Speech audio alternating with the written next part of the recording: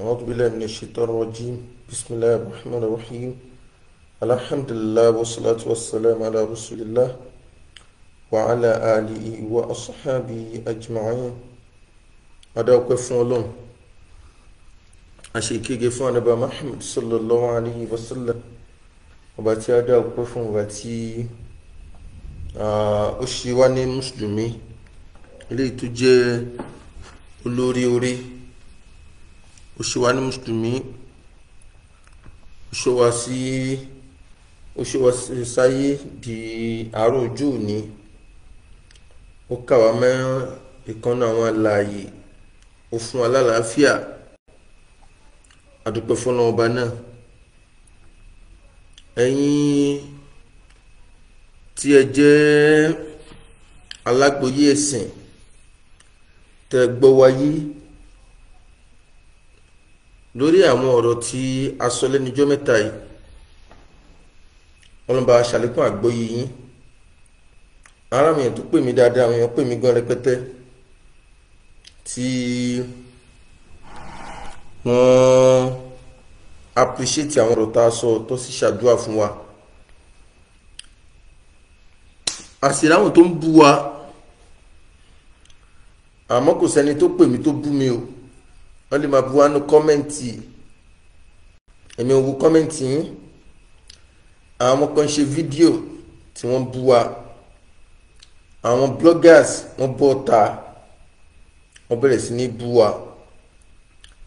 àwọn bloggers, àwọn tí kì í ṣe mùsùlùmí nínú wọn, wọ́n bú wa. àwọn tó jẹ́ mùsùlùmí tí ò gbádùn, àwọn náà bú wa. àwọn alékè ibú lọ́kùnrin lóbìnrin, àwọn tó kọlé wọn ò jọ wọ́n lójú, àwọn obìnrin jákújákú, àwọn obìnrin iná, àwọn obìnrin tọ́lọ́hun fi kólé iná, wọ́n bú wa. gbọ́ àwọn obìnrin arínú wọn tó ní káwọn kú dànù, kọ́lọ́n kó gbá wọn dà sínú náà, káwọn tí ẹ̀kú káwọn lọ́wọ́ náà, bí ó ti rí fún náà nù, yóò kú yóò sì lọ́wọ́ náà. a kò sọ fún yín pé ẹ̀ṣọ́ ẹnu yín, ẹ má kọjá yín sáwàfà súnà. àfà súnà lèmi, ẹ má bọ́ta kẹ máa wá bu wa tá a bá sòdodo ọ̀rọ̀ tí ó bá tẹ́ yín lẹ́nu, ẹgbẹ́ ní dákẹ́. a ní dandan kẹ gbá tá a bá ń sọ wọlé, ṣáfọ́ sí ni a sì pé kẹ wá wọn tá à ń wí.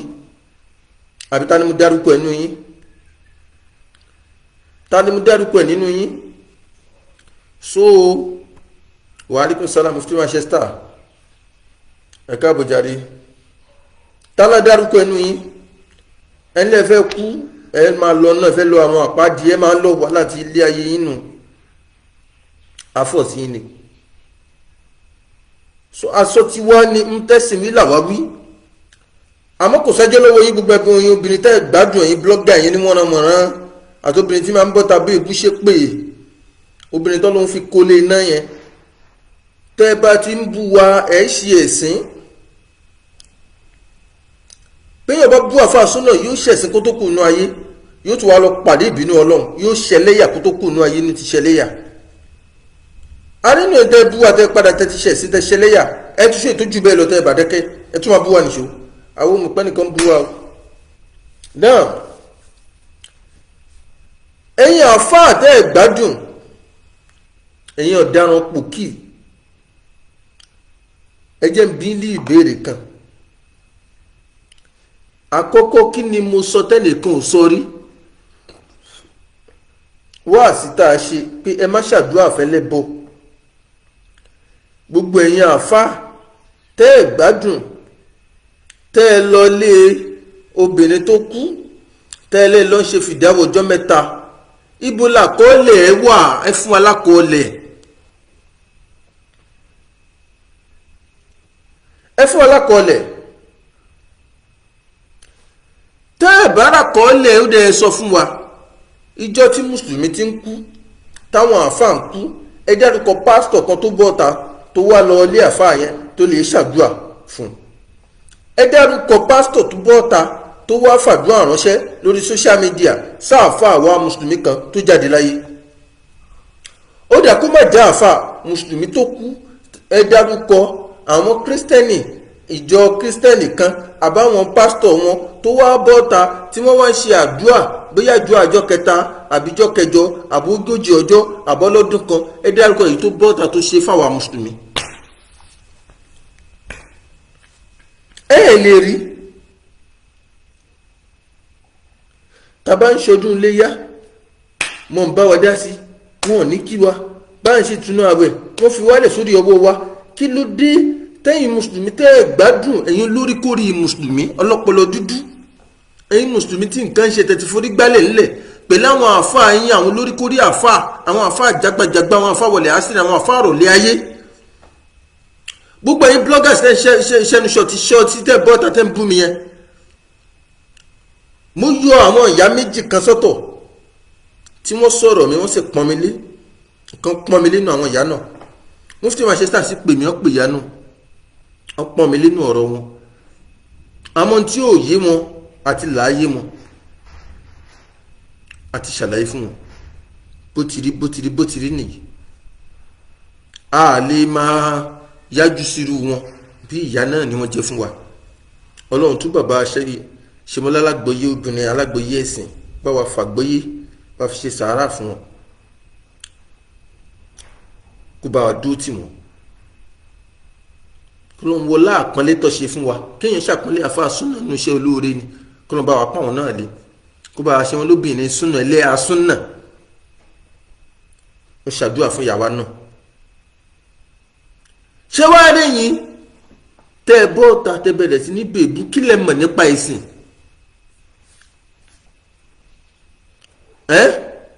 wa alaikum salam kí lẹ mọ̀ nípa ìsìn tẹ́ ń bọ́ọ̀ta tẹ́ ń ṣẹ́nu ṣòtí ṣẹ́rẹ́yìn blọ́gàsì àtẹ́yìn mùsùlùmí ọlọ́bẹ̀ yóò tẹ́ ìgbádùn ààrin yín bá wí bí kì í ṣàwọn àfọ́ olórí kórí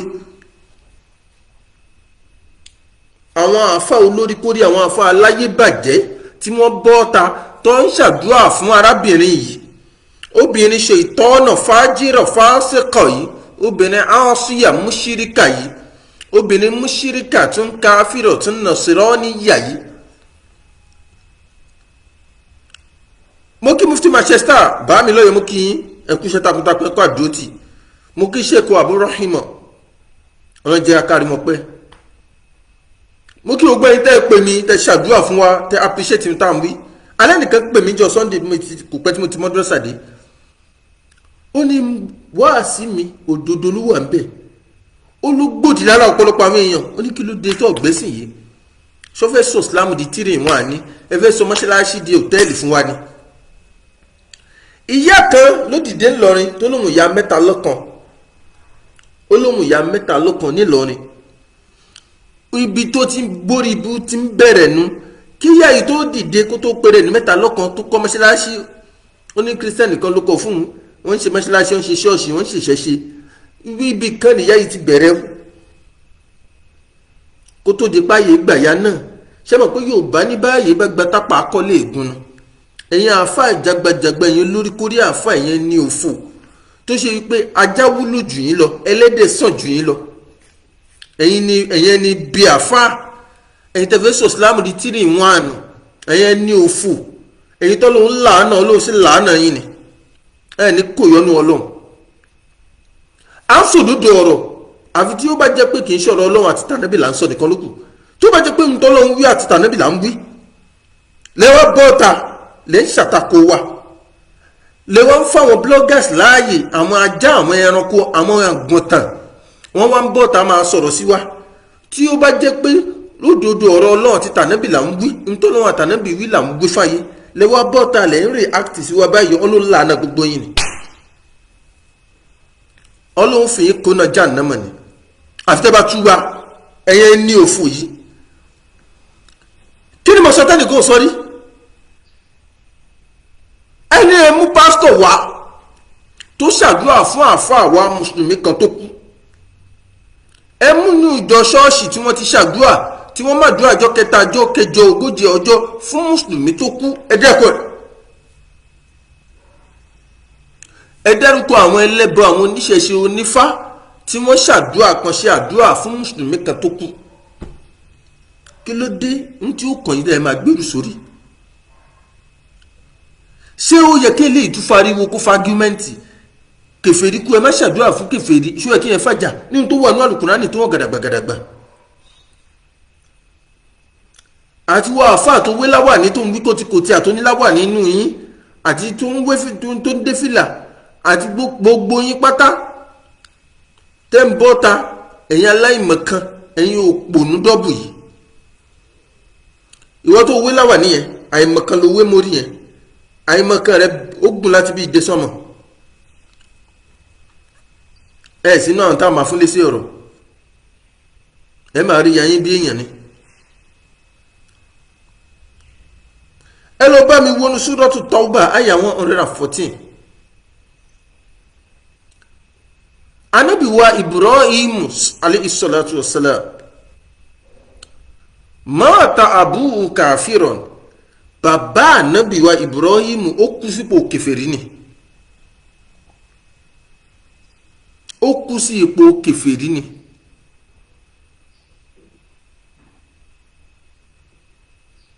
Nígbà tó kú àyà Kùránì sọ̀kalẹ̀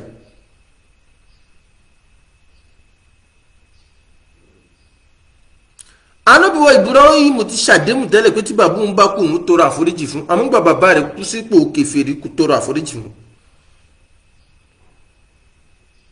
Suratu Tawbah àyà 114 kí lọ́lọ́run wí fún ànábì Ibrahim? Ọlọ́run ní wa ma kana istighfaru Ibrahim li abi, àforíjì ò tọ́ látọ̀dọ̀ ànábì Ibrahim fún bàbá rẹ̀, àdúrà ò tọ́ látọ̀dọ̀ ànábì wa Ibrahim sí bàbá rẹ̀, bàbá ànábì Ọlọ́run nìyẹn. Al-Qur'an ni Suratu Tawbah àyà 114 kì í.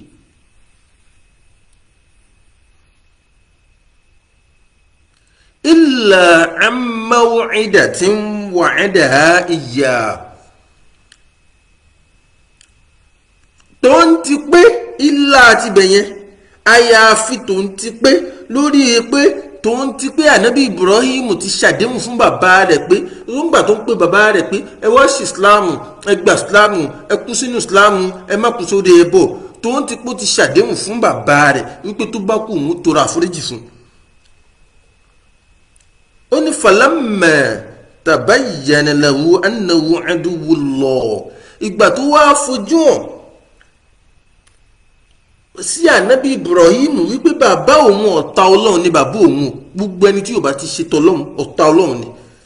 ẹ̀wá ní ká pèsè love àti peace, sáwọn gan love wa ṣọlọ́run lẹ́mú kírísítẹ́nì love wa, Ọlọ́run tó dá wọn gan love wọn, Ọlọ́run lóhùn gan nífẹ̀ẹ́ àwọn kèfèrí, ó lóhùn ò nífẹ̀ẹ́ mu, ọba tó dá wọn lóhùn ò nífẹ̀ẹ́ mu, kí wọ́n ní wàhálà àti yín.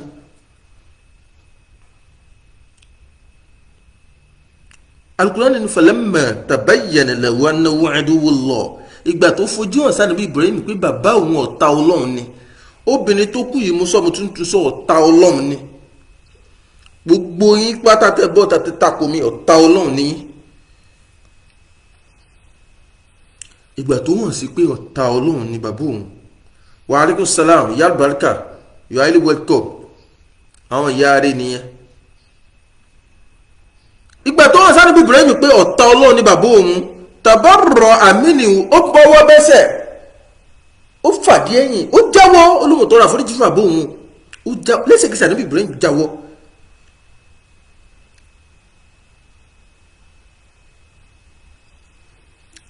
Àyà Kùránì nìyẹn, inna Ibrahima la'awwahun halim. ṣe tìrì ṣó tí ó bá ṣe pọpọ lọ́ndùn yìí, ṣó yẹ ká tiẹ̀ máa sọ gbogbo ìgbà pé ẹni tó bá ti kú sínú ìlànà míì tí kì í ṣe mùsùlùmí a gbọ́dọ̀ ṣàdúrà fún, ṣó yẹ ká ṣe máa sọ yẹn fún yín tí báyìí pé ẹ gbádùn ẹ nìkan ṣe.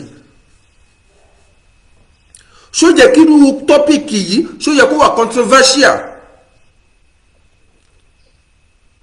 ṣó yẹ kó wà controversial ní ìhùn tó rọrùn jù tó simple tó ṣe pé ọmọ kékeré tó ti rí tó ṣe rí poverty stage tó ṣẹ̀ṣẹ̀ bẹ̀rẹ̀ sí ní bá wa kírun n tó yẹ kó ti kọ́kọ́ gbọ́dọ̀ mọ̀ ní bẹ̀rẹ̀ pẹ̀pẹ̀ gbèsè ayé nìyẹn pé tí kì í bá ṣe mùsùlùmí a gbọ́dọ̀ kẹ́nu sí lára, a gbọ́dọ̀ ṣàdúrà fún, kódà kó tó kú lójú ayé ẹ̀ tó bá sálámọ̀ sí wa a gbọ́dọ̀ sálámọ̀ sí padà.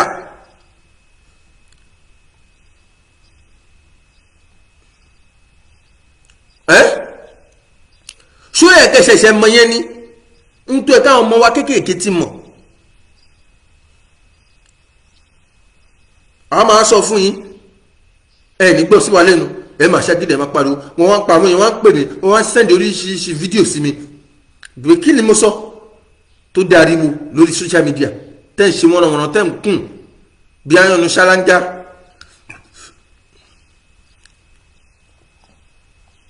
ẹ̀yẹn ní òfò gbọ́ àwọn àfa òbílẹ̀jẹ́lẹ̀ Yorùbá tó fẹ́ bá tí yín jẹ́ tó fẹ́ kó yín wọn náà já nàmọ̀ tó yẹ kẹ́ padà lẹ́yìn wọn à ń já yín gbà lẹ́yìn wọn kẹ́ kó lẹ́yìn àwọn àfọ lórí ibú ẹlẹ́ni gbọ́ ebi tó ló ń gbà sílámù lọ́dọ̀ wọn tó fi joyè ìjọ òní ṣèbó ní social media lọ́wọ́ tó ń bèbú tí ń lẹ́nu ojú tí ń ṣòṣì bí ẹnu aṣẹ́wó ṣé sílámù náà ló gbà yẹn ṣé kò ti padà síbi tó ti wá ìyẹn ní òfò wọn bá ti gbà sílámù tó mọ̀ kankan ẹ̀ lẹ́ẹ̀fí wọn joyè ó yẹ kí wọ́n ṣàdúrà fún wa yìí ni ẹni tí ò bá ṣàdúrà fún wa lórí dáwà tá a gbé dání kò ní bímọ rẹ gbogbo ọmọ tó bá bí ò ní yá rẹ ẹ gbọ́dọ̀ máa ṣàdúrà fún wa ni kẹ máa ṣàdúrà fún wa pé kọ́lọ́n jẹ́ kí wàá pọ̀ nú ẹ̀sìn kó bá káwọn afá jàgbẹ́jìgbà kò ńlẹ̀ àwọn afá 3-in-1 àwọn sọ wọn fẹ́ pa Islam pọ̀ mọ́ sí Christianity kọ́ pa pọ̀ mọ́ ìṣẹ̀ṣe kọ́ da mẹ́tẹ̀ẹ̀ta pọ̀ fún yín kọ́ sọ yín dọmọ náà a sì ń já yín gbà kó rí ibùlẹ̀ ṣe ẹlẹ́ẹ̀ní gbọ́ ẹ̀ ń ṣòṣì bí ẹran aṣẹ́wó ẹ̀ wá fò bọ́ta ẹ̀ ń bú mi ẹ̀yin tọ́pọ̀ lọ́ndùn aya Kùránì ni mo kéye Suratu Tawbah aya 114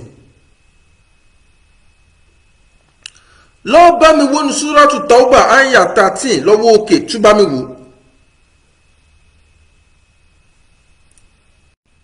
kí lọ́lọ́run wí Al-Qur'ani ni ma kana lin-nabiyyi kò lẹ́tọ̀ fún ànábì walladhina amanu àti àwọn olùgbàgbọ́ òdodo kò lẹ́tọ̀ fún ànábì àti àwọn olùgbàgbọ́ òdodo pé kí ni an yastakfiru lil mushrikin kò tọ́ fún wọn láti máa tọrọ àforíjì fẹ́lẹ́bọ kò lẹ́tọ̀ fún wọn láti máa tọrọ àforíjì fẹ́ni tí kìí ṣe mùsùlùmí kò lẹ́tọ̀ fún wọn láti tọrọ àdúrà fún Suratu Tawbah aya 113 nìyí kí lẹ́ lọ ṣe lè kéwù gan-an gbẹ̀yìn afọ́jàgbàjàgbà ilẹ̀ Yorùbá kí nìkan tẹ́lẹ̀ ṣe lè kéwù ṣé bí Kùránì là ń ké yìí tó bá ń pa ẹ lọ lé kéwù bá yé yín ẹ̀rẹ́ kéwùké ṣé wọ́n gbé jálàbí ti fọ́ yín lórí jìbìtì tẹ́lú ti fọ́ orí yín bídíà àti bàtí yín jẹ́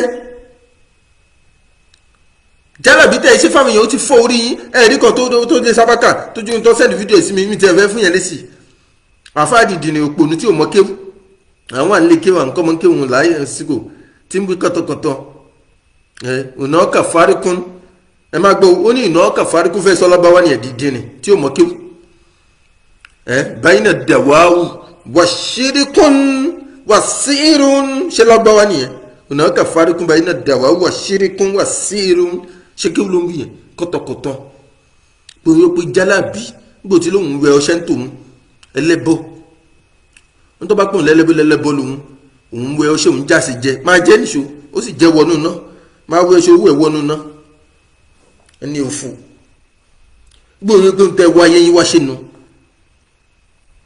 tẹ́ ẹ bá ti mú ní líle èmi náà mú ní líle fún yín tẹ́ bá dẹ̀ èmi náà bá yín dẹ̀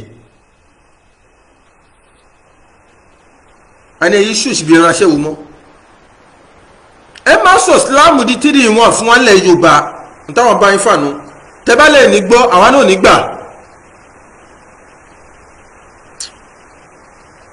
ọlọ́ni ma kana lin-nabiyyi kò lẹ́tọ̀ fún ànábì walladhina amanu bẹ́ẹ̀ ni kò tọ́ fún olùgbàgbọ́ òdodo an yastaghfiru lil-mushrikin láti tọrọ àforíjì fẹ́lẹ́bọ nígbà tó bá kú kò lẹ́tọ̀ láti tọrọ àdúrà fún ẹ̀yin kan wá kóra yín lọ yẹn ní òfò tọ́lọ́ ńlá náà yín ẹ wá kóra yín lọ sílé rẹ̀ ẹlẹ́lọ́ ń ṣe àdúrà ìjọ kẹta ẹlẹ́ń ṣe fìdáwù ẹ má kọ́lé fìdáwù wa kò sí tí ń jẹ́ fìdáwù ní ẹ̀sìn bíyàn bá ti ń ṣe bídíà láàrin mùsùlùmí bíi tiẹ̀ yóò padà ṣe dọ́dọ̀ àwọn kèfèrí èrè bídíà lẹ́jẹ́ yẹn ọlọ́ni kò lẹ́tọ̀ fún yín láti tọrọ àforíjì fún wọn fẹ́lẹ́bọ tó bá kú walau kanu uli qurba kódà wọn ò bá jẹ́ mọ̀lẹ́bí yín kọjá lásùnmọ́ yín kọ́ máa náwó fún yín kójú òun ló kọ́ mọ́ṣáláṣí tẹ̀ tí ń kírun, kójú òun ló ń bọ̀ yín, kójú òun ní sanwó iléèwé yín, kó máa bá yín gbọ́ bùkátà, kó máa fojoojúmọ́ ayé ṣe sàárà ńgbà tí ń bẹ láyé, kójú òun ló gbẹ́bọ òòlù tẹ̀fí ń ṣàlù àlákìnnú ládùúgbò, kójú òun ló dọ̀dà sí títí àdúgbò yín, kójú òun ló fa nọ́sà àdúgbò yín, kójú òun ló ṣe sọ́dákọ̀ fún yín ní rọmọdọ́ọ̀nù, kó dáná oúnjẹ fún yín ní àwẹ̀, kó ṣe tọ́ọ̀rù fún yín, gbogbo tó bá wù kó ṣe ní sàárà, kó jẹ́ mọ̀lẹ́bí yín, kó jẹ́ ìyá yín, kó jẹ́ bàbá yín, kó jẹ́ ọmọ tẹ́ ẹ bí, kó jẹ́ àbúrò yín, kó jẹ́ àǹtí yín, kó jẹ́ bọ̀dá yín, kó jẹ́ ọ̀gá yín, kó jẹ́ ọmọọṣẹ́ yín, kó bá àsúnmọ́ yín ti ṣàntọ́nù jù bẹ́ẹ̀ lọ. walau kanu uli qurba kọ́ lẹ́tọ̀ fún yín. Ọlọ́run ní min ba'di ma tabayyana lahum annahum ashabul jahim, lẹ́yìn tó ti fojú hàn sí yín wípé gbogbo àwọn kèfèrí tí wọ́n kú yìí, ẹni tó bá ti kú sínú ìlànà mi ashabul jahim ni ọmọ náà ni wọ́n tó bá kú mọ́ wọ̀ná. Alukurani ló ń sọ̀rọ̀ kì í ṣe mi. I am quoting what the Quran says.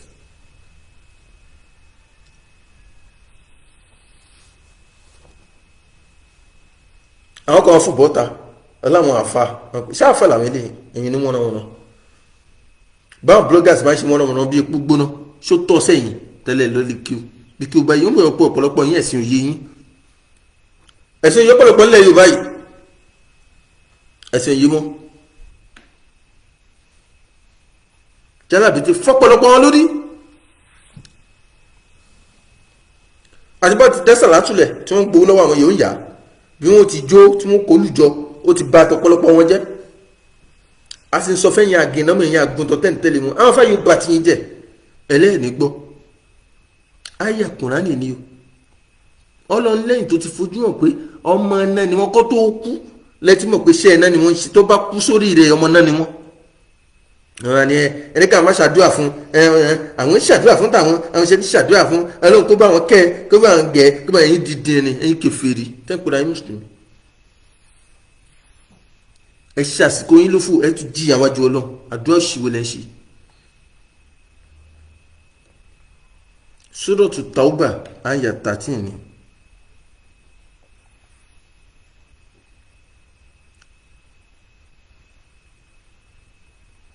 àyà yìí ó sọ̀kalẹ̀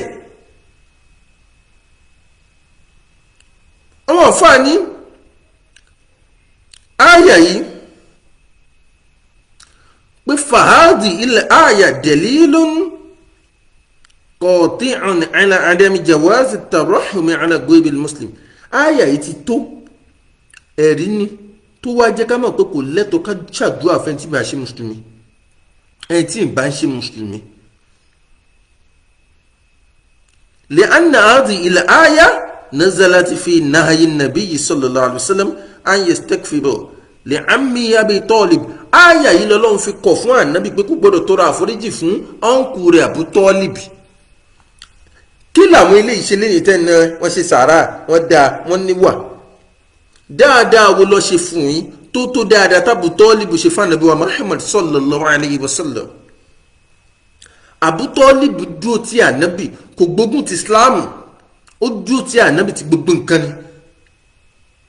kódà òun làwọn kèfèrí máa ń tijú mọ́ Ànábì lára sallallahu alaihi wasallam. Abu Talib bó ṣe dá sànábì tó dá sí Islamu tó dìfẹ́ndì Ànábì, ó dáàbò bó dúró tà Ànábì ti gbogbo nǹkan pẹ̀lú ẹ̀ ńgbà tó kú látara pé kò sí Islamu. Ànábì tọrọ àforíjì fún Ọlọ́run sọ fún Ànábì ó gbọ́dọ̀ tọrọ àforíjì fún. Ma kana linnabiyyi Suratu Tauba àyà 13 Ànábì l'Ọlọ́run kọ̀ fún yẹn pé kò lẹ́tọ̀ fún wa. Ànábì máàrífà ló gbé wá, Ànábì l'Ọlọ́run bá wí yẹn tó di máàrífà. Ọlọ́run ní wa Ànábì kò tọ́ sí ẹ àtàwọn sàhábà àwọn mùsùlùmí tún bẹ pẹ̀lú ẹ.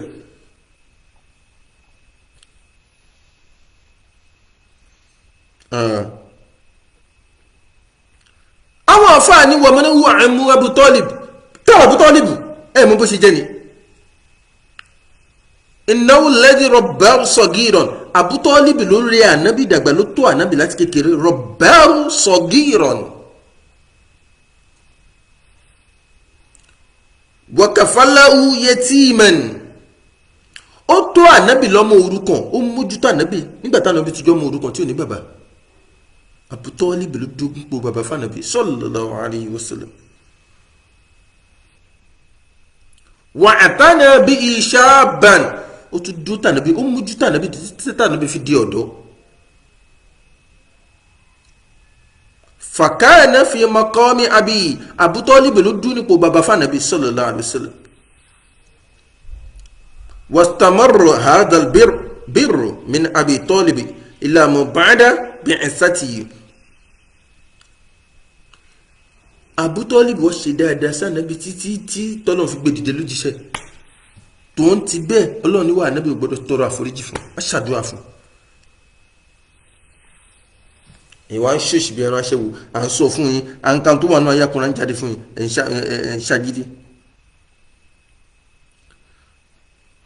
ó di méjì. Ànábì wa Nuh alayhi salatu wassalam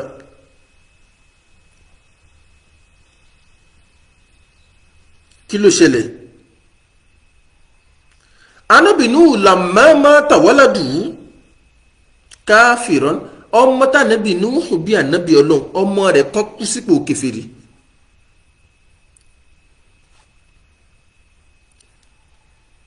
indama aba an yarkaba ma'ahu safina ọmọ rẹ̀ lóhùn ní bá ànábì wọnú ọkọ̀ tó kàn famata gharqan ó tẹ̀lé sínú omi kú ni.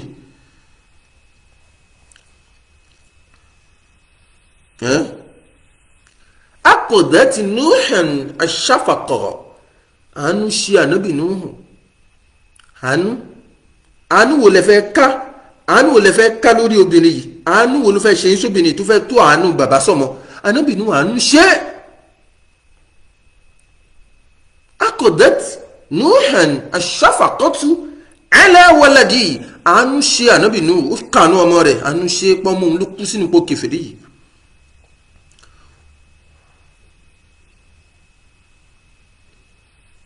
fanada rabbahu ànábì Nuhu wá pè Ọlọ́run ànábì Nuhu ó pè Ọlọ́run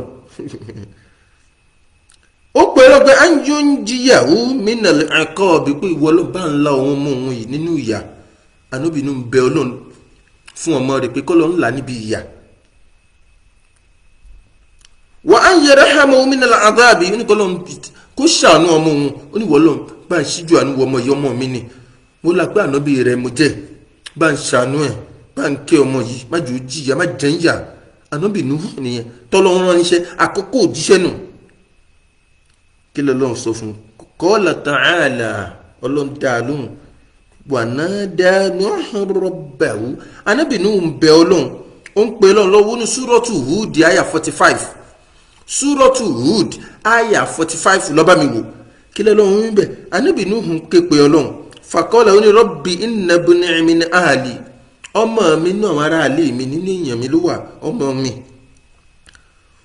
wa inna wa'adaka al-haqq àdéhùn rẹ̀ àdéhùn òdodo ni gbogbo àdéhùn tó bá ṣe yóò rí bẹ́ẹ̀ tó bá ti ṣe yóò rí bẹ́ẹ̀.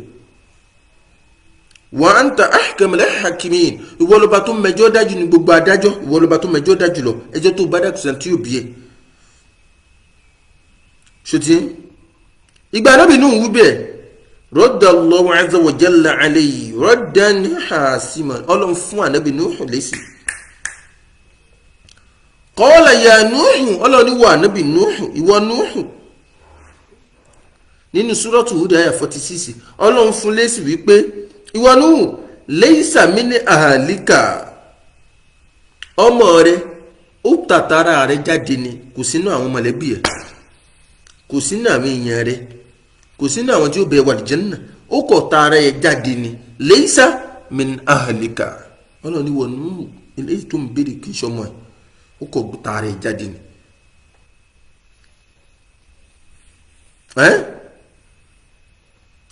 innahu amalun ghayru salihin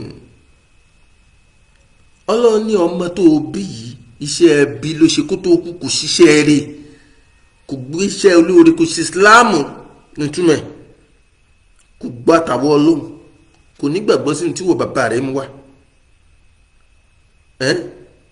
kí lọ́lọ́run wá fún ànábì Nuhu ní ìkìlọ̀ ọlọ́run ní falates alni má bi mí léèrè má tún wí bẹ́ẹ̀ mọ́ má lè ìsàlákàbí ilmu ohun tí ò bá yí ọ tó mọ̀já láàyè ọ má bi mí léèrè mọ́ tó ní mọ̀ pé má bi mí.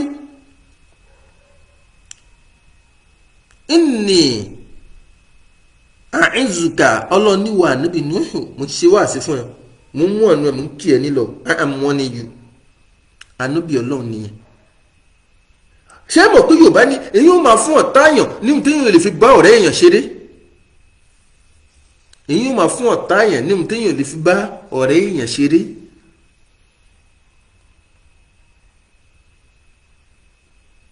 inni àìzùkà an takuna minal jahilin mo ń kí ẹ nílọ kó má bàa jẹ́ kan nínú àwọn aláìmọ̀kan àwọn aláìmọ̀kan àwọn ni wọ́n máa ṣàdúrà fún kèfèrí tó bá kú o àwọn ni wọ́n máa tọrọ àforíjì fẹ́ni tí kì í ṣe mùsùlùmí má wà nínú wọn má darapọ̀ mọ́ wọn ń kí ẹ nílọ ànábì Nuhu ní alayhi salatu wassalam. àyà mi nìyẹn ẹ tún lọ wo àyà mi suratu Ali Imran àyà 85 kí lọ́lọ́run wí wa man yabtaghi ghayra al-islami dinan ẹni tó bá tún wá ẹ̀sìn mi yẹ ní ìsìláàmù tó bá tún ṣe nǹkan mi lẹ́yìn ìsìláàmù kí lọ́lọ́run wí jawabu man ash-shartiyya nìyẹn ẹni bá tún wá nǹkan mi lẹ́yìn ìsìláàmù tá à ń ṣe yìí kí lọ́lọ́run wí falan yuqbala minhu nígbà lọ́wọ́ ẹ̀ wa huwa fil akhirati minal khasirin tó bá jáde kí a máa yóò máa bẹ́nu ẹ̀ ní òfu. ẹ bọ́ ta àyà Kùránì yìí ẹ bọ́ ta kẹ́ni kò rí bẹ́ẹ̀ àwọn àyà tí mò ń ka yìí ẹ bọ́ ta kẹ́ni kò rí bẹ́ẹ̀ tẹ́ bá gbà pé ọ̀rọ̀ Ọlọ́run nílò tó inú ẹ bọ́ ta kẹwàá kàbí mo ṣe ń ka ìkẹ́sì máa tu ẹ̀yẹn ní òfu ẹ̀yẹn afá jàgbàjàgbà Ọlọ́run láàánú inú Al-Kùránì ni tẹ́ ń dáwọ́ bo ọ̀rọ̀ Ọlọ́run tẹ́ fi wí fáyé tó rẹ̀ fẹ́ mú ọ lọ́rẹ̀ẹ́ irú yín àti rí nínú yín tẹ́ ń bá àwọn pásítọ̀ ṣọ̀rẹ́ tẹ́jọ́ ń kọrin nínú ṣọ́ọ̀ṣì pẹ̀lú láwàní lórí tẹ́jọ́ ń dá wákà arínú yín tí ń bá wọn ní Yorùbá nation ṣe arínú yín tó mọ̀ ga wọn lọ́rẹ̀ẹ́ tẹ́ máa lọ kínlé tẹ́ ló ń ṣàdúrà fún arínú yín tẹ́ sì mọ̀ pé kèfèrí ni tẹ́ mọ̀ pọ́tà Islam ni ẹ̀yẹn ní òfò tẹ́ pé dánílà àfà jàgbàjàgbà nílẹ̀ Yorùbá. Ọlọ́run tó bá kú sórí nǹkan mi lẹ́yìn Islam yóò máa bẹ́nu ẹni òfò Suratu Ali Imran àyà 85 mo kà yẹ bọ́dà kẹwàá tó bá tó bẹ́ẹ̀. ẹ tún lọ wọnú àyà mi Suratul Fatihi àyà 13 Suratul Fatihi àyà 13 kí lọ́lọ́run wí Ọlọ́run ní wa man lam yu'min billahi wa rasulihi ẹnikẹ́ni tí ò bá ti nígbàgbọ́ sọ́lọ́run àtòjíṣẹ́ fa inna a'tadna lilkafirina sa'iran Ọlọ́run dájúdájú àwọn Ọlọ́run á ti palẹ̀ mọ́ iná sa'iru á ti palẹ̀ mọ́ de àwọn kèfèrí gbogbo ẹni tó bá ti ṣe nǹkan mi lẹ́yìn Islamu iná ti wà tá ti prepare iná kalẹ̀ fún tí ó wọ̀ Ọlọ́run ló ní wọ́n wọ̀ ná ẹ̀nẹ́ ẹ̀ má sọ pé nìkan wọ̀ ná ṣé ìmọ̀ tó máa wọ̀ ná ẹ̀ má sọ pé nìkan wọ̀ ná tí ètí kù kò tí mọ̀ lóko tí ó pa òun nǹkan kan á mọ̀ bẹ́ẹ̀ ẹ̀mẹ́ tó ti kún kọ́ àwọn ń bẹ lóhun kó má yẹsẹ̀ wa kúrò nínú Islam ni Ọlọ́run lẹ́yìn tó bá ti kú sórí nǹkan mi àwọn eléyìí ti kú iná lẹ́nlọ Ọlọ́run ló sọ bẹ́ẹ̀ Ọlọ́run ní fa inna a'tadna lilkafirina sa'iran dájúdájú àwọn Ọlọ́run ti palẹ̀ mọ́ iná sa'iri kalẹ̀ dé àwọn kèfèrí tó ń kú báyìí wọ́n lọ́nù náà ni ìkọ́nù tí ẹ̀ ti sọ pé káwọn kú dànù káwọn lọ́wọ́ náà káwọn kú káwọn lọ́wọ́ náà jáde yóò sì rí bẹ́ẹ̀ fún àyà mi nù ẹ tún bá mi lọ wọnú àyà mi nù Al-Qur'anu Suratu Taghabun ayẹlẹ kẹwàá Suratu Taghabun àyà kẹwàá ẹ tún lọ bá mi wò kí lọ lọ́hún wí bẹ́ẹ̀ Ọlọ́ni walladhina kafaru dájúdájú gbogbo kèfèrí pátátá yẹnyẹn wa kaddabu bi ayatina wọ́n wá ń pe ọ̀rọ̀ wa nírọ́ wọ́n ní kò sí ti ń jẹun wọn bá wa kí wọ́n ní kò sí ti ń jẹ́ Islam wọn bá wa ṣe wọ́n ní kò sí ti ń jẹ́ Ànábì Muhammad wọn bá wa tẹ̀lé wọ́n ní kò sí ti ń jẹ́ Al-Qur'ani wọn gbà níwèé wọn gbà Al-Qur'ani gbọ́ wọn tẹ̀lé ti ń bẹ́ẹ̀ wọn bá wa ṣe sí wa wa kaddabu bi ayatina wọ́n ní kò sí ti ń jẹ́ gbéǹde kò sí tẹ́yìn bá ti kú yóò lọ wọná yóò lọ wọ tẹ́yìn bá ti kú yóò di yẹ̀pẹ̀ yóò di eérú ẹ̀sìn kan tó ń jẹ́ bẹ́ẹ̀ ẹ̀ máa fọ́ ọ̀run àpáàdì dẹ́rù bà wọ́n ní kò sí nǹkan kan tó wà lẹ́yìn ikú ìwọ ṣáà ti da sáwọn èèyàn wọ́n pe àyàwó Ọlọ́run nírọ́ wọ́n pe ọ̀rọ̀ wa nírọ́ wọ́n pa Al-Kùránì nírọ́ wọ́n pa Ànábì rẹ̀ nírọ́ kí lọ́lọ́run wí ọlọ́ni ulaika ashabun nari ọlọ́run ní gbogbo wọn pátá ọmọ náà ni wọ́n. àwa ní àfáà lè gbalẹ̀ èwo náà ṣé èmi mò ń sọ̀rọ̀ àbọ́lọ́hùn ẹ̀yẹn ní òfò. ashabun nari lọ́lọ́run pè wọ́n ọlọ́mọ náà ni wọ́n. khalidina fiha ọlọ́run tó bá wọ náà wọ́n máa ṣe kánì kése nínú ẹ̀. wa bi'sal masir ṣíọ ibùdó sí wọn. aya mi nìyẹn suratu Tagabun ayẹlẹ kẹwàá nù ìyẹn lọ bẹ́ẹ̀ ṣùtì yín sí ìyẹn náà tó màá dúró ń bíbà aya ilé tó a máa tẹ̀síwájú níjọ́ mi àwọn aya tí mo mú wáyé ẹ wá bá mi dáhùn sí ẹ̀yin àfá jagbajagba o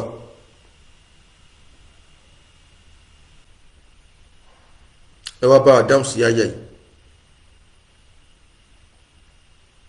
ṣùtìyẹ náà gabawo náà àdísọ ànábì sallallahu alaihi wasallam ó ń bẹ ní Sahih Muslim hadith 153 kí lànábì wí anabi ni walladhi nafsi biyadi mo búra pẹ̀lú ọba tí ẹ̀mí mi ń bẹ ní káwọ́ rẹ̀ mo fi búra ọba tó ní kápá ẹ̀mí mi mo fi búra. la yasma'u bi ahadun ẹnìkan ò ní gbúrú èmi ànábì min hadhihi umma nínú ìjọ yìí ẹnìkan kan ò ní gbúrú èmi ànábì sétí nínú ìjọ yìí yahudiyun bóyá júù ló pera rẹ̀ ni wala nasraniyun àbó pera rẹ̀ ni kírísítẹ́nì ní tó máa ń kó pera rẹ̀ thumma yamut ó wá kú walam yu'min billadhi ursiltu bi kò wá nígbàgbọ́ sí nǹkan tẹ́mi ànábì mú wá kò nígbàgbọ́ sí ìsìláàmù tí mo mú wá tó bá fi lè kú illa kana min ashabin nari àfi kó jẹ́ kan nínú àwọn ọmọ náà àfi kó wọná ànábì ló sọ. Sahih Muslim hadith 153 ẹlọ́gbọ̀n ètí ń dùn yín ni adẹ̀ sọ ẹ̀fẹ̀ gbà ẹ wo ní mọ̀tí láti sọ so kẹ́ ẹ pariwo jù bẹ́ẹ̀ lọ mo ń sọ mo tún sọ ọmọ obìnrin tó kù yìí ẹni òfò ni yóò wọ̀ náà ṣé kò tó kú bá yín inú jẹ́ ni ṣé àmọ̀ pé bó ti ṣìnà yẹn àwọn tó ṣìnà látara ẹ̀ wọn ló ń kà ẹ mọ̀ ìyá àwọn ọmọ mùsùlùmí tó ti ṣìnà látara obìnrin yìí ẹ̀ tó ba ìjẹ́ tó ṣì àwọn èèyàn lọ́nà gbogbo ìjọ kérúbù séráfù sẹ̀lẹ̀ àwọn mùsùlùmí ló kún náà jìbà àwọn ni wọ́n ń kó chọ́ọ̀chì ìyá kan ń bẹ ládùúgbò wa yìí ilé kẹta sọ́dọ̀ mi yìí òun náà dá ṣọ́ọ̀ṣì ilẹ̀ ó kọ́ ṣọ́ọ̀ṣì ilé kẹta sọ́dọ̀ mi kérúbù ni tí n bá ti yọ lọ́ọ̀kan báyìí tí bá kọjá báyìí ó máa sálámù sí mi ní mi ń da lóhùn sálámù máa kó kí nọ́mà ni.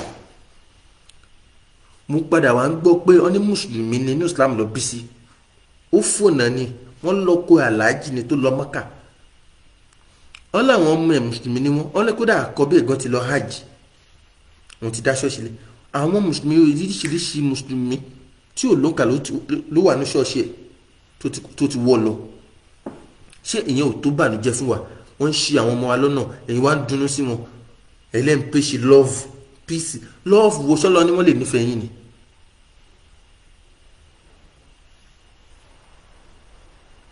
ọlọ́ni walan tarda ankal yahudu walan nasara hatta tattabi'a millatahum. àyá Kùránì ni ọlọ́run ní àwọn yehudi àtàwọn nọ̀sọ́rọ̀ àwọn kírísítẹ́nì júù ní wọ́n lè yọ́nú sí yín àfitẹ́bá tó tẹ̀lé lànà wọn ọlọ́run ní wọ́n lè lọ́ọ̀ fún yín ẹ̀yin lè fẹ́ lọ́ọ̀ fún wọn ẹ̀mpíríṣì lọ́ọ̀fù òfowó àwọn lọ́ọ̀ fún yín ọba tó dá wọn gan lóhùn ò nífẹ̀ẹ́ wọn ọlọ́run lóhùn ò nífẹ̀ẹ́ wọn ọba tó dá wọn olóhùn ò nífẹ̀ẹ́ wọn àyá Kùránì ni. bóyá kí n bá yín wọ àwọn àyà yẹn a máa sọ̀rọ̀ ọlọ́run fún yín ẹ máa ṣe bí kíní bá kó tí àdísà nábì ẹ nígbàgbọ́ àyá Kùránì ẹ tún gbà ṣó ti yín sí ọlọ́run wá ní wala in taba'ta ahwa'ahum tó bá fi lè tẹ̀lé fẹ́ẹ́nu wọn ba'da alladhi ja'aka minal ilmi lẹ́yìn tí ìmọ̀ òyì ti wá látọ̀dọ̀ náà wá bá ma laka minallahi min waliyyin wala nasirin kò ní sáláràn sí kankan fẹ́ látọ̀dọ̀ lọ́hùn.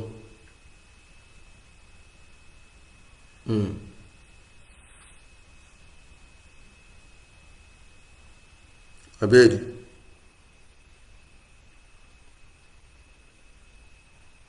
àyà kan nìyẹn.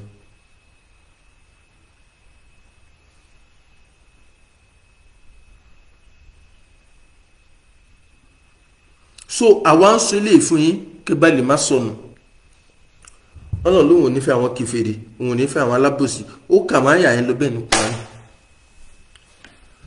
so ẹ bá pariwo ju bẹ́ẹ̀ lọ kẹ larí mọ́lẹ̀ kó rí yín fọ́ kó túká ẹ bá para yín sórí social media ẹ bá pariwo orúkọ mi látàárọ̀ dalẹ́ kẹ ẹ bú mi kẹ ẹ bú ìyàwó mi kẹ ẹ bú ọmọ mi gbogbo tó bá mú kẹ ẹ bú ẹ kàn ń jẹnu ara yín yà ni ẹ ń sórí ibú kún rí ibú ni ẹ ṣí ẹsẹ̀ kan tó kù nù ayé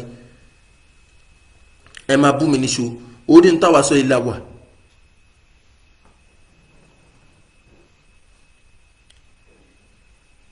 bó ti jẹ́ nù so ìyẹn jẹ́ bó ti ṣe jẹ́. mo rò pé mufti Manchester ní àwọn náà fẹ́ dá sọ̀rọ̀ èmi ní mọ̀jì láti sọ. mo tẹ̀sí lọ́rọ̀ yín ò lè sí tẹ́lẹ̀ mufti Manchester ló ní ká fún yín lè sí pé àwọn náà fẹ́ sọ̀rọ̀ gba yín lórí díẹ̀. so bó ti mufti ṣe fẹ́ contribute ní èmi ti ṣe tán báwọn yẹn sọ̀rọ̀. Alaikum salam. Alaikum salam. Bluetooth mode. Yeah. À ń gbọ́ yín. Alaikum salam. Hello, ṣé ń gbọ́ mi? Hello.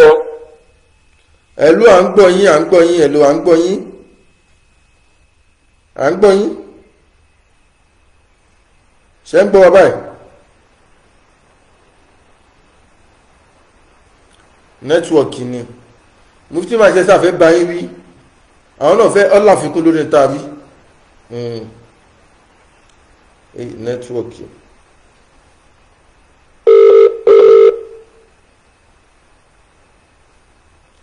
ẹ ló ṣe ń gbọ́ wa wàhálà à ń gbọ́ yín à ń gbọ́ yín sẹ́yìn ẹ máa sọ̀rọ̀ yín à ń gbọ́ yín ẹ máa sọ̀rọ̀ yín. Àwa nìyẹn. Ìṣe ládàá ẹ̀kú sí ọlọ́.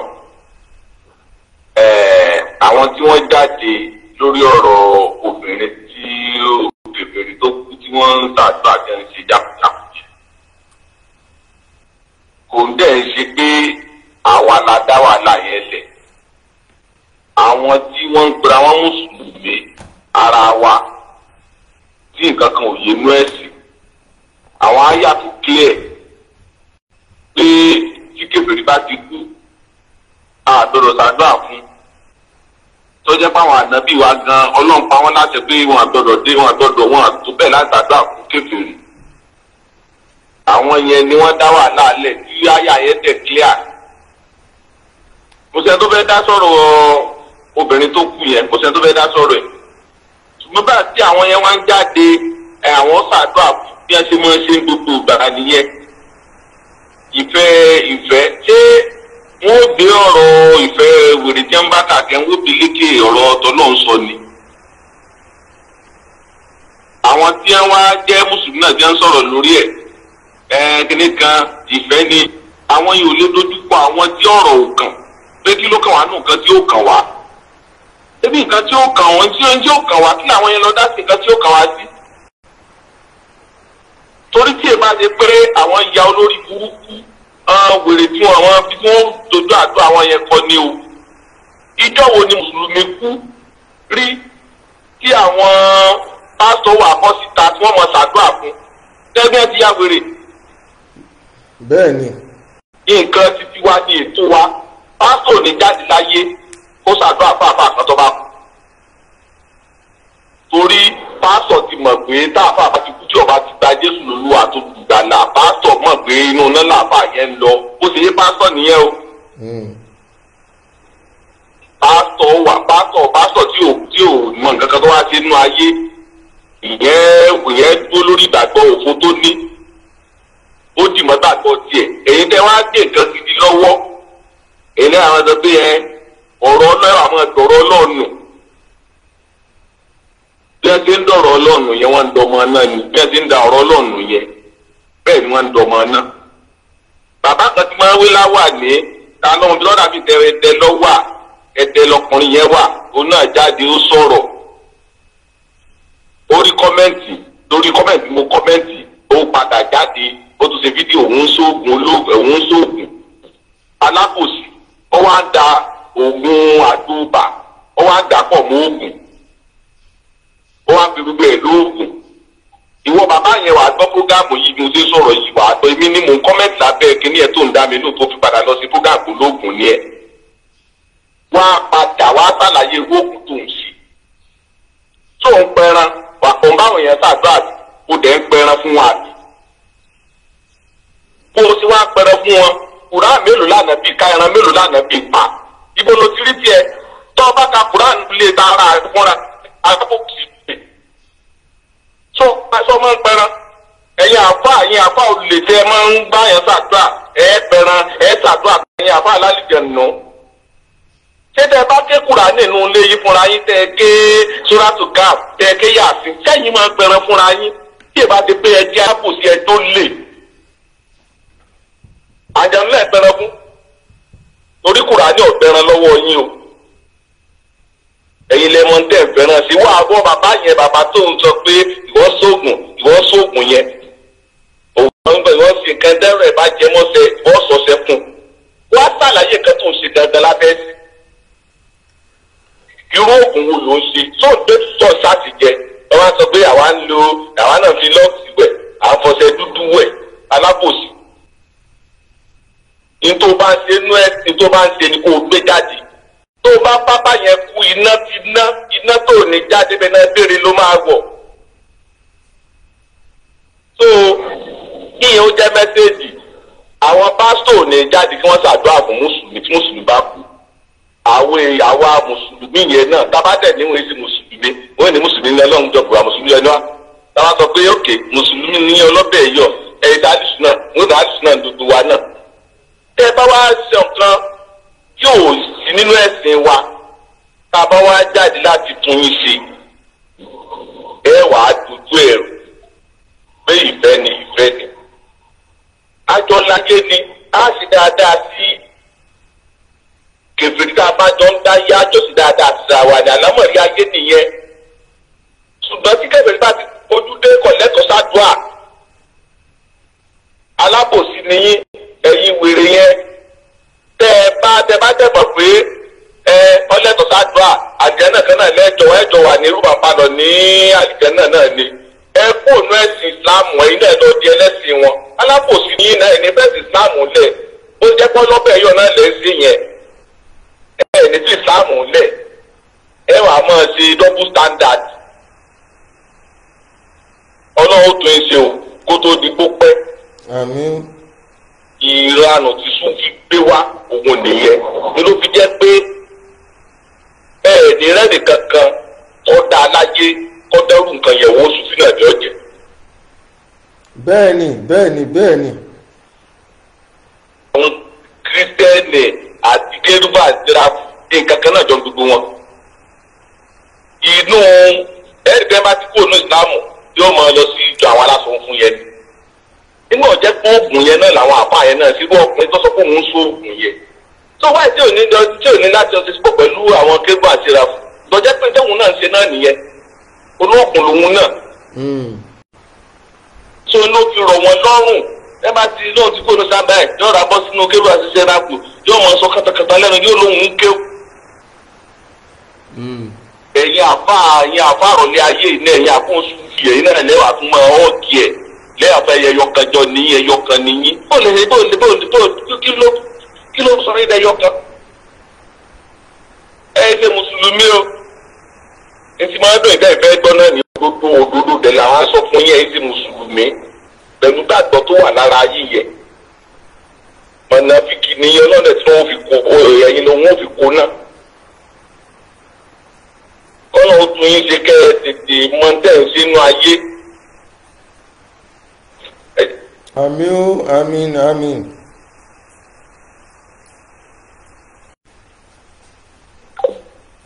náà ìyẹn jẹ́ bó yìí jẹ́ akí mufti Manchester ẹ ti gbọ́ ọ̀rọ̀ lẹ́nu mufti so òun ní wípé ìgbà téèyàn àfa tẹ́ ẹ̀ bá lè sọ tó wà nínú Kùránì jáde wípé Ọlọ́run sọ pé ẹnikẹ́ni tí ó bá ti ṣe nǹkan mi lẹ́yìn Islam Ọlọ́run ní gbà tó bá kú awọ ná ànábì náà sọ bẹ́ẹ̀ kí ló dé tẹ̀lé sọ kí ló dé tẹ̀lé sọ àwọn pásítọ̀ àwọn kírísítẹ́nì tí ò sí lójú ọ̀nà àwọn àgùntàn tó sọnù wọ́n máa sọ wọ́n gbé máìkì jáde sẹ́nu báyìí níta gbangba wọ́n máa pín ìwé wọ́n á ní ó gba Jésù sí gbèsè ayé ẹ̀ wọ́n á ní ẹni tó bá gba Jésù ní òrìjọba ọ̀run wọ̀ wọ́n lẹ́ni tí ò bá gba Jésù ọ̀run àpáàdì ní lọ yóò wọná yóò ṣègbé bó ti máa ń sọ nìyẹn pẹ́ẹ́n tí ò bá ti bá wọn ṣe Christianity tó bá fi lè kú yóò ṣègbé yóò wọná ọ̀run àpáàdì ní lọ àwọn kírísítẹ́nì máa ń wí bẹ́ẹ̀ lójú gbogbo ayé. wọ́n sọ bẹ́ẹ̀ against àwa mùsùlùmí wọ́n sọ against ẹ̀yin mùsùlùmí tó ẹ̀ gbádùn ẹ̀yin lóbẹ̀yìn àtẹ̀yìn àfàjàgbàjàgbà yìí ẹ̀yin ò wá lè kan tó wà nínú Al-Kùránì jáde ń táwọn sì ń wí ò ní basis kò lákọọ́lẹ̀ àgbélẹ̀rọ ni nǹkan ti rọ́ọ̀lù yìí ògbèrè ti ṣe yín o ẹnìkan ó kọ question kan síbi wípé báwo ni òun ò ṣe ní nífẹ̀ẹ́ ìyá òun báwo lòun ṣe máa kórìíra ìyá òun torí pé ìyá òun jẹ́ kírísítẹ́nì pé ṣé gbogbo àwọn fámìlì tèmi ní mùsùlùmí ní jẹ́ǹdà ẹ̀ lóhùn ṣùtì àfún ilé sí ọ̀rọ̀ yín àyà Kùránì là á fi dá yín lóhùn àyà Kùránì là máa fi dá Mr. Rohim Goniyu Babatunde ẹ̀jẹ̀ bá mi lọ sínú Al-Qur'an ẹ̀jẹ̀ gbé lọ sínú Al-Qur'an lọ sínú Al-Qur'an Suratul Hadid bá lọ sínú Suratul Mujadila àbí Mujadala lọ sínú Al-Qur'ani Suratul Mujadila àbí kò pè ní Suratul Mujadala méjèèjì ló lọ Ọlọ́run sọ ń bẹ̀ fánàbí pé látẹ̀jídù qawman Suratul Mujadila àyà 22 ẹni tó béèrè ni mo fẹ́ dá lóhùn o Suratul Mujadila àyà 22 go and check it o take your Quran and open Suratul Mujadila verse 22 if you can read it, and if you can't read, give it to someone who can read, or you write the chapter and the verse down so later you check it after the program. Are you with me now? ìwọ tó kọ lunatic animal yẹn Abdulsalam Kenny ṣé àwa ló ń bá wí àbí ta ló ń bá wí? ok mufti ẹ̀yìn admin ẹ bá wa blog ẹ̀ ìtọ́pẹ̀lẹ̀ Abdulsalam Kenny Abdulaziz mùsùlùmí tó rí ẹ̀ ti gbálẹ̀ ní mùsùlùmí tí nǹkan ń ṣe ọlọ́pọlọ tó ọpọlọ ń dùn ẹ bá wa blog ẹ̀ dànù ẹ bá wa gba sí blocking tẹ́ ẹ bá blog ẹ̀ máa blog ẹ̀ fúnra mi bíbáyìí màá blọọkì dànù fúnra mi ń bì báyìí tí nǹkan bá ń ṣe é lọ hospital kọ́ lọ wù ẹ́ sàn so tí nǹkan bá ń ṣe é lọ sí hospital kọ́ lọ wù ẹ́. òun dànù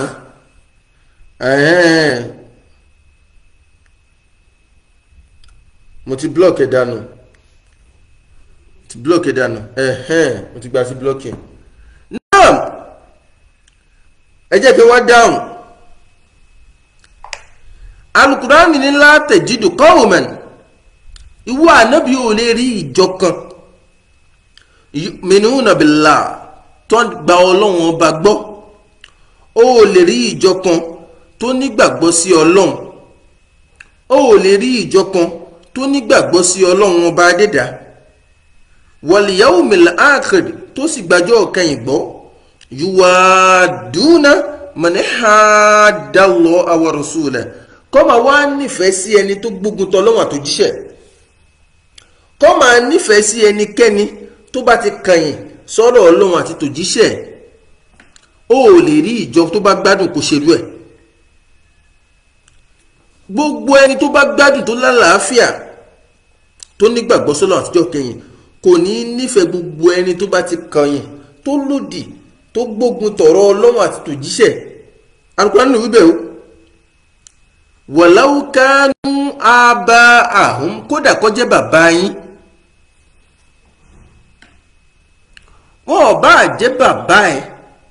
Al-Qur'an ló ń wíbẹ̀ o walau kanu aba'ahum wọn ò bá jẹ́ bàbá yín aw abna'ahum àbójọmọ yín aw ikhwanahum àbójọmọ ìyá wọn jọjọmọ ìyá aw ashiratahum àbójọmọlẹ́bí wọn. Aya Kùránì ni ṣùtìyẹnsìn. So Mr. Rahim Goniyu Babatunde answer ni mo fún yín yẹn sí béèrè. Òbí yín ìyá yín tí kìí ṣe mùsùlùmí ìfẹ́ pé òun àwọn lọ́bí yín ìyẹn ìfẹ́ tó dénú ẹ̀ lè nífẹ̀ẹ́ wọn bí mùsùlùmí ìfẹ́ tẹ́ ẹ máa ní sọ́lọ́hun òjíṣẹ́ rẹ̀ àti àwọn mùsùlùmí ọmọ ìyá yín àti ẹ̀sìn ìsìláàmù ìfẹ́ tẹ́ ní sẹ́sìn tẹ́ ń ṣe ẹ̀sìn ìsìláàmù ó gbọ́dọ̀ ju tẹ́ ní sí ìyá yín yẹn lọ torí kìí ṣe mùsùlùmí ẹ̀sìn ti pín yín lọ́tọ̀ọ̀tọ̀. That is number one. Number two, ẹ máa ṣe dáadáa sí wọn ẹ máa fún wọn ní ìwọ̀ wọn ráìtì wọn ẹ̀tọ́ wọn ní Islam ní kẹ́ fún wọn.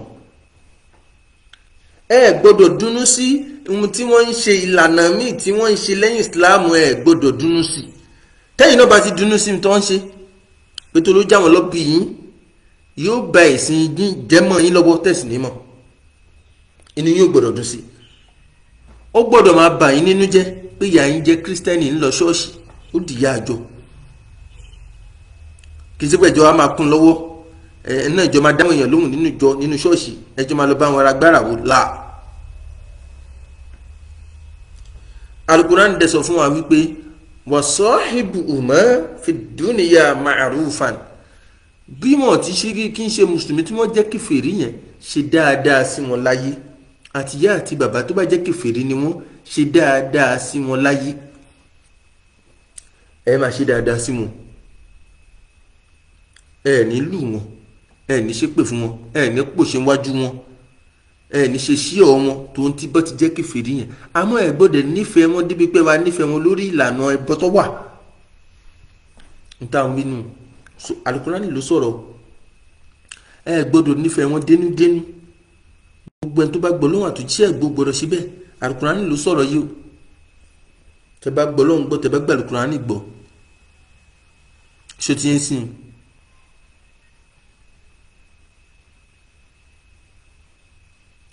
ṣùtínsìn ìdáhùn sí tẹ́yìn wínú Islam ní ká bọ̀wọ̀ òbí àmọ́ kò ní ká fẹ̀sìn bá wọn ṣeré. Islam ní kí òbí kó láàánú ọmọ rẹ̀ kò ní kó fẹ̀sìn bá ṣeré. Tó bá débi ọ̀rọ̀ ẹ̀sìn bá ti pín yín ẹ̀sìn ti pín yín sọ́tọ̀ọ̀tọ̀ ṣòtíyé ń tó bá gbé wá tí ó bá ti jọmọ́ tẹ̀sìn gbádànù. Ṣùtí so aya Kùránì pọ̀ rẹpẹtẹ tó sọ fún wa inú ṣẹ̀ríà Islam ibi tí Islam ní ká bọ̀wọ̀ òbí dé tí òbí tó bá fi lè pa ọmọ rẹ̀ tí òbí bá pa ọmọ rẹ̀ tí bàbá bá pa ọmọ rẹ̀ lápèjúwe a ní pa bàbá yẹn padà a fún bàbá yẹn ní ìbáwí ìjìyà ni a ní pa. Nínú ṣẹ̀ríà Islam tí bàbá bá pa ọmọ a ní pa bàbá padà torí pọ̀ ọmọ ẹ̀ bàbá ò gbọdọ̀ pa ọmọ yìí wọ ni o àmọ́ tó bá tiẹ̀ wá ápùn tó bá tiẹ̀ ṣẹlẹ̀ pé bàbá pa ọmọ a ní pa bàbá padà àmọ́ tọ́mọ bá pa bàbá a máa pa ọmọ yẹn nínú ṣẹ̀ríà Islam. Nínú ṣẹ̀ríà Islam tí bàbá bá jẹ́ kèfèrí ọmọ jẹ́ mùsùlùmí, ogun wá wáyé láàrin àwa mùsùlùmí àtàwọn kèfèrí, ọmọ lọ sójú ogun láti lọ jà fún Islam, bàbá náà wà lójú ogun láti jà fún kèfèrí, ìlànà tó wà. Ọmọ kò gbọdọ̀ tájẹ̀ tí bàbá ẹ̀ lójú ogun láti pa bàbá rẹ̀, kò gbọdọ̀, yóò máa dọ́jú bàbá ẹ̀ ni, yóò máa sá fún bàbá ẹ̀ ni, kò gbọdọ̀ pa bàbá rẹ̀ lójú ogun. Kódà tí bàbá bá ń lépa rẹ̀, tí bàbá bá rí tí bàbá fẹ́ pa, yóò máa sá fún bàbá ẹ̀, yóò máa dìfẹ́ di ara ẹ̀ ni. ṣùtì yóò máa sá fún bàbá rẹ̀ ni. Ó dìgbà tí bàbá bá tó ka mọ́ bí tí ò ti lè rọ́nà escape tó ṣe pé àfikún náà yíjú padà sí bàbá ló lè fi gbára ẹ̀ lẹ́ẹ̀dẹ́ kán nítorí yíjú sí bàbá.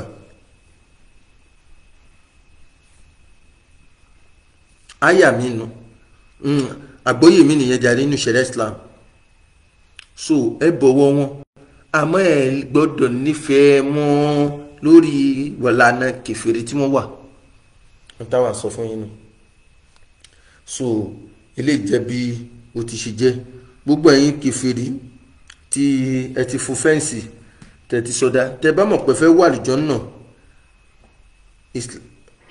Islam tá à ń ṣe ẹ̀wà bá wa ṣe. Tẹ́ ẹ̀ bá ti bá wa ṣe Islam, tẹ bá ti kú sílànà kèfèrí, ṣẹ́gbọ́n ẹlẹ́bọn tẹ bá ti kú inú náà lẹ̀ ń lọ. Gbogbo ẹ̀yin kírísítẹ́nì tẹ bá ti kú sínú kírísítẹ́nìtì, iná lálálá. Ẹ̀yin Júù tẹ bá kú sínú Judaism, iná lálálá. Ẹ̀yin oníṣẹ̀ṣe tẹ bá ti kú sínú ìṣẹ̀ṣe, tẹ kú sínú ẹbọ tẹ̀ ń ṣe, iná lálálá. Ẹ wọ iná tààrà sose tẹ bá ti kú sínú ẹ̀. Ọlọ́run ló lẹ̀ máa wọná, kì í ṣe mi. Ẹnìkan ń dájú ẹnìkan. Ẹ wọ iná tẹ bá fẹ́ wà lìjọ́ náà, ẹ wá ṣe Islam. Ẹ má bọ́ ní Islam torí ẹ fẹ́ ní freedom. Ẹ mọ̀ pé òfin pọ̀ ní Islam, ẹ fẹ́ tẹ̀lé òfin. Ẹ dì mọ̀ pé Christianity gba yín láàyè kẹ́ máa ṣe bó ti wù yín. Láṣẹ ń sọ fáwọn oníṣúfì kọ́ máa sọ Islam de Christianity mọ̀ wá lọ́wọ́. Súfì ò lófin tí ń dá ìdí wọn. Gbogbo ìjò jíjẹ ní lọ́dọ̀ tí wọn. Ìlú ìjó Súfì ló ní, báwọn Christianity ṣe ń jó làwọn náà ní. Àwọn ọ̀nà tí Christianity àti Sufism tó gbà pàdé pọ̀. Ọ̀nà tó gbà pàdé pọ̀. Nígbà Christian ṣe làwọn Sufi náà ṣe lọ́pọ̀lọpọ̀. Ibi tá a ti jọra wọn ni pé ń bá wa kírun. Gbogbo ìrókò àwọn Christian lè fi jọ la ṣe ń sọ fún yín. Gbogbo àwọn tí wọ́n fún fẹ́ǹsì tó ń lọ ṣọ́ọ̀ṣì ọ̀dọ̀ yín ni wọ́n ń gbà lọ. Onísùnà mi lè máa rí bẹ́ẹ̀. Báwọn ṣe ń lùlù nínú ṣọ́ọ̀ṣì lẹ́yìn náà ń lùlù. Bọ́ ṣe ń jó lẹ́yìn náà ń jó. Bọ́ ṣe ń múra lẹ́ ń múra.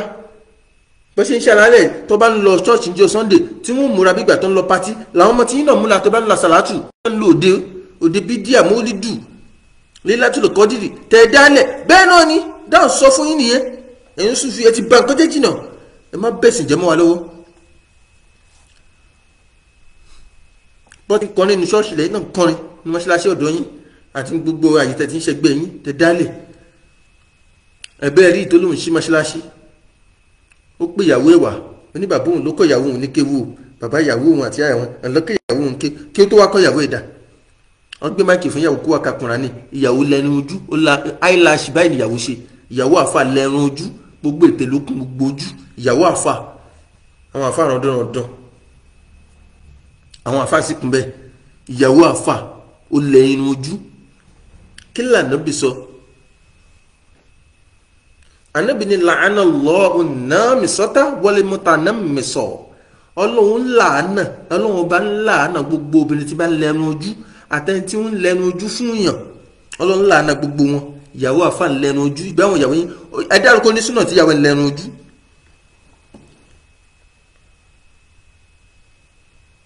Bọ́ tí ń múra lọ ṣọ́ọ̀ṣì lọ́ múra wá sàlátù tí náà.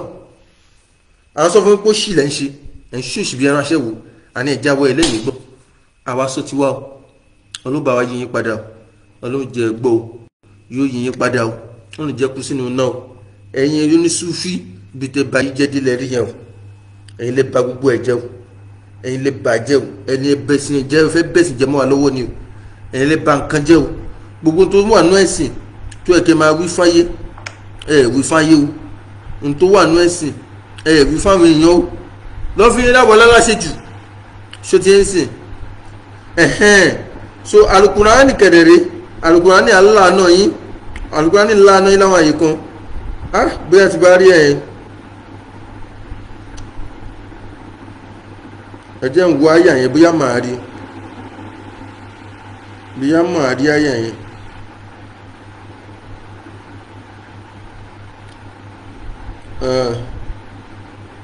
yẹ kìtùmùnà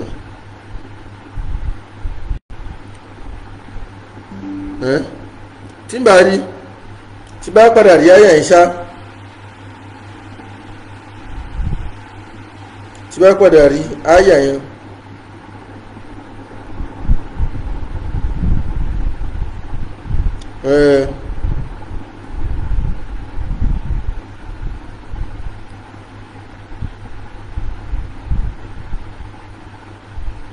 mi ò rí àyà yẹn inshallah ìtagbólé lọ́jọ́ fún ṣé wà láǹfààní so kẹ́ pariwo tí Jésù òfìdé kò rán mi kò túnú ẹ̀kọ́ lára mi wàhálà tí inú àwọn àti sọ tiwa orí èdè la wà ẹ bá pariwo jù bẹ́ẹ̀ lọ wàhálà tí nìyẹn subhanakallahumma wa bihamdik ashhadu an la ilaha illa ant astaghfiruka wa atubu ilayk.